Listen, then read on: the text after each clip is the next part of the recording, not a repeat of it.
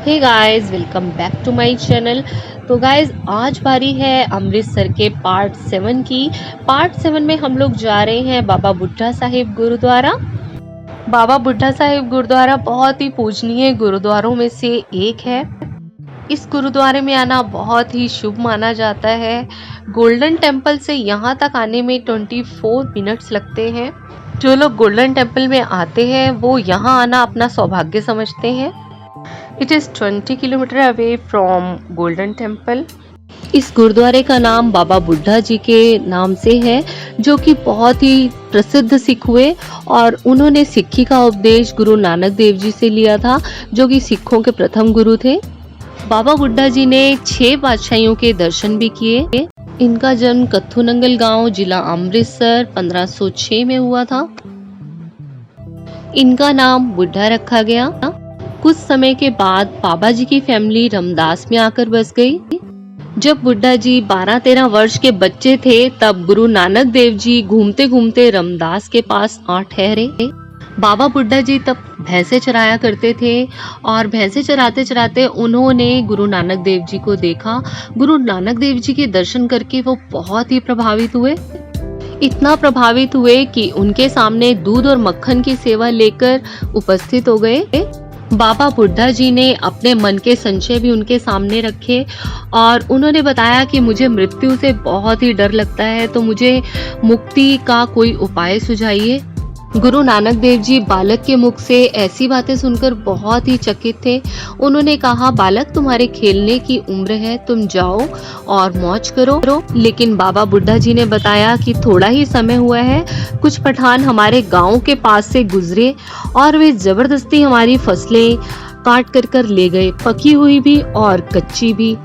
इस तरह से मौत कभी भी आ सकती है। मौत नहीं देखती है कि वो बूढ़ा है या बच्चा है, इसलिए मैं मौत से डर चुका हूँ, तो मेरा ये संशय दूर करो सच्चे बादशाह। गुरु नानक देव जी ने उनकी समस्या के समाधान के लिए जो भी उपदेश दिए, उनसे बाबा बुड्ढा जी बहुत ही प्रभावित हुए और गुरु नानक देव जी को अपना गुरु मान लिया।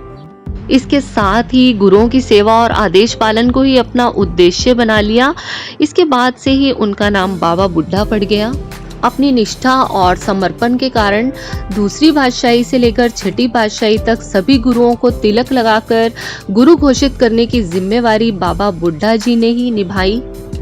जब गुरु अर्जुन देव जी ने हरमंदिर साहब अमृतसर में गुरु ग्रंथ साहिब जी की स्थापना की, तो उसके पहले ग्रंथी का गौरव भी बाबा बुड्ढा जी को ही प्रदान किया गया। उसके बाद भी उनमें सेवा, विनम्रता व सहनशीलता की भावना बनी रही। उन्होंने घास काटने, मिट्टी ढोने या पानी भरने जैसे किसी भी काम को कभी भी छोटा नहीं समझा। जिन्हें संतान प्राप्त नहीं होती है, वो भी बाबा बुड्ढा के दरबार में आके याचना करते हैं और उनकी मनोकामना बाबा बुड्ढा जी पूरी भी करते हैं। और इसके पीछे भी एक स्टोरी है। सिखों के 5वें गुरु गुरु अर्जुन देव जी को बहुत समय तक जब संतान नहीं हुई, तो उनकी पत्नी माता गंगा देवी जी उनके आगे याचना करने लगी कि मेरी ये अरदास पूरी करो, आप दुनिया की सुनते हो, मेरी क्यों नहीं सुनते हो। तो बाबा जी ने उन्हें बाबा बुड्ढा जी के पास जाने के लिए कहा और बोला कि उनसे आशीर्वाद लो तो आपकी मनोकामना जरूर पूरी होगी। एक वही है जो तुम्हें पुत्र का आशीर्वाद दे सकते हैं। अगले दिन माता गंगा देवी जी सवारी पर सवार होकर बहुत ही शान से अपने दास दासियों के साथ बाबा बुड्ढा जी के पास पहुंच गईं। बाबा बुड्ढा जी उस समय खेतों में काम कर रहे थे। इतनी धूल उड़ती देखकर बाबा बुड्ढा जी ने पूछा कि ये इतनी धूल क्यों उड़ रही है। तो उनके साथ काम करते हुए एक व्यक्ति ने बताया कि गुरु अर्जुन देव जी की महल यानी कि उनकी पत्नी आ रही है। माता गंगा देवी जी जो भी पकवान बना करके लाई थी, आन बान शान से उन्होंने बाबा बुड्ढा जी के आगे परोसे और बहुत ही प्यार से उनको भोजन भी कराया। बाबा बुड्ढा जी ने भोजन किया और उसके बाद गंगा देवी जी ने उनके आगे अरदास लगाई कि मुझे आशीर्वाद दो, मुझे पुत्र प्राप्ति का आशीर्वाद दो। इस पर बाबा बुड्ढा जी ने कहा, मैं तो गुरुओं का दास हूँ, मेरे पास आशीर्वाद की शक्ति कहाँ है। क्योंकि उस समय वो माता गंगा देवी में गुरु माता को देख रहे थे, तो कैसे आशीर्वाद दे सकते थे। ये सुनकर गुरु माता गंगा देवी जी वापस लौट गई और उन्होंने गुरु अर्जुन देव जी से ये सब वृतांत कह सुनाया। गुरु अर्जुन देव जी मुस्कुराए और माता को कहा कि जब हमें किसी से कुछ मांगना हो तो बड़प्पन व अहंकार के भाव को त्याग कर झुककर मांगा जाता है। गुरु माता को वो कैसे आशीर्वाद दे सकते थे। गुरु अर्जुन देव जी ने माता से कहा कि अब तुम अपने हाथों से चने का आटा पीसो, उसकी मिस्सी रोटी बनाओ और प्याज व लस्सी के साथ ले जाकर उन्हें बड़े भाव से खिलाओ। अगले दिन माता गंगा देवी जी ने भोजन बहुत ही प्यार से अपने हाथों से बनाया और नंगे पैर लेकर बाबा जी के पास पहुंची और बाबा बुड्ढा जी से भोजन करने के लिए प्रार्थना की। बाबा जी ने कहा, अच्छा किया कि तुम भोजन ले आई, मुझे तो बहुत भूख लगी थी। माता गंगा ने अपने हाथों से भोजन परोसा।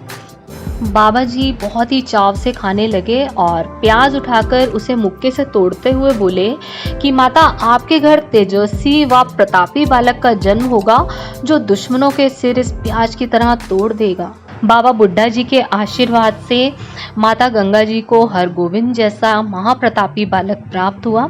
बाबा बुड्ढा जी के दरबार में आज भी ऐसी मनोकामनाएं जरूर पूरी होती हैं। जिनकी मनोकामनाएं यहाँ पूरी होती हैं वो यहाँ पर मिस्सी रोटी, प्याज, अचार व लस्सी का लंगर भी चलाते हैं। बिल्कुल ऐसा ही लंगर गोल्डन टेम्पल में गुरु हरगोबिंद सिंह जी के जन्मदिन पर भी चलाया जाता है। इस तरह बाबा बुड्ढा जी गुरुओं के दिलों में राज करते रहे। अहंकार तो था नहीं, सब गुरुओं ने बाबा बुड्ढा जी को सेवक ना मानकर बराबर का दर्जा दिया। बाबा बुड्ढा जी भी 6 बादशाहियों तक गुरुओं की सेवा में ही रहे। बुड्ढा बाबा जी के बारे में आगे भी और बताऊंगी, बट इससे पहले हम लोग दर्शन कर लेते हैं गुरुद्वारे के। तो हमने जोड़ा घर में अपने जोड़े रख दिए हैं, कूपन ले लिया है, हमें वापसी मिल जाएंगे। यहीं से हम अंदर की तरफ एंटर कर रहे हैं और ये है बाबा बुड्ढा जी के दर्शन। और यहाँ पर हमने दिल्ली आना था तो हमें गीला हलवा नहीं लिया, हमने यहाँ से सूखा प्रसाद चूरमे का और बताशे का प्रसाद मिला हमें। तो इस तरह से हम दर्शन करने के बाद बाहर आए हैं और अब हम जाएंगे सरोवर, पवित्र सरोवर के दर्शन करने, जो कि बहुत ज़रूरी होता है। मैंने आपको और भी गुरुद्वारों के ब्लॉग्स में बताया कि गुरुद्वारे में सरोवर का एक विशेष महत्व है। और ये है निशान साहब जिनके की वस्त्र चेंज किए जा रहे हैं। वस्त्र चेंज करना भी एक बहुत बड़ा टास्क होता है। ये मशीन होती है, इस मशीन से उस पर्सन को ऊपर या नीचे किया जा रहा है जो झूले पर बैठा है। तो इस तरह से वस्त्र चेंज किए जा रहे हैं। इसके बाद प्रसाद जो कि भोग लगा हुआ है उसका यहाँ पर वितरण हो रहा है, तो हम लोग उसी लाइन में लगे हैं। तो ये देखिए यहाँ पर धूप बहुत ज़्यादा है, गर्मी में कुछ लोग पीछे से आगे निकलने की कोशिश कर रहे हैं, बट मैंने बोला धूप सबके लिए है तो आप प्लीज़ लाइन में आइए। तो जब उन्हें लगा कि मैं अलर्ट हूँ तो सब पीछे हो गए, वरना सब एक दूसरे को पीछे छोड़कर चोरी से आगे निकल रहे थे। तो अब हम लोग प्रसाद लेकर बाहर की तरफ आ गए हैं। 125 साल तक की उम्र तक बाबा बुड्ढा जी ने सभी गुरुओं की बहुत सेवा की। एक दिन उन्होंने सिखों के छठे गुरु हरगोबिंद साहिब जी को बुलाकर उनके सामने बैठकर जपजी साहब का पाठ शुरू किया और आखिरी पौड़ी जिन्ने नाम ते आया गए मसक्कत काल, नानक देख मुख उज्जले कीती छुट्टी नाल कहकर बाबा बुड्ढा जी सदा के लिए ज्योति में समा गए और सभी को वाणी से जोड़कर अलोप हो गए। सिखों के छठे गुरु हरगोबिंद सिंह जी ने बाबा बुड्ढा जी की सभी अंतिम संस्कार अपने हाथों से किए। जहां बाबा बुड्ढा जी ने अंतिम सांस लिए वहां आजकल श्री समाध बाबा बुड्ढा जी स्थित है। आशा करती हूँ कि आपको मेरी ये वीडियो बहुत पसंद आई होगी और अगर आपको ये वीडियो पसंद आई हो तो प्लीज लाइक कीजिएगा, शेयर भी कीजिएगा इसकी जानकारी अपने दोस्तों के साथ, सब्सक्राइब कीजिएगा विद बेल आइकन जिससे कि मेरी अपकमिंग सभी वीडियोस आप तक पहुंच सके। तो अमृतसर के और व्लॉग्स का मजा लेने के लिए मेरे साथ बने रहिएगा। वाहे गुरु जी।